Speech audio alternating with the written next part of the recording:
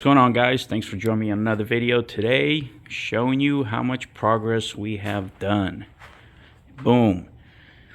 White. So she's getting there.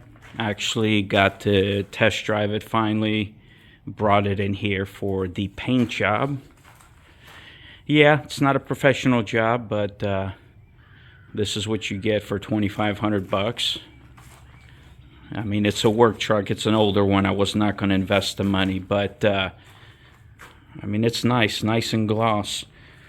This is where the huge damage was with the hole. So as you could see, there is small imperfections in it. But again, just keep in mind, this is a cheap paint job, just to throw some paint on there for a work truck. And the reason why I'm not spending the money on this truck, because it is a truck from up north, so there is some rust on it. So I'm gonna pass on this one. Maybe I'll come across another one down the road somewhere where it's just in better shape.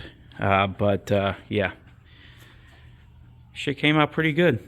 Again, you know, small imperfections in there, but this whole truck is going to be wrapped like that truck, same wrap, so it'll cover most of the stuff. I'm gonna unmask it today, and he still has to do the roof, and that's all that's left is the roof. He done the hood, sides, the doors. The back was done the other day.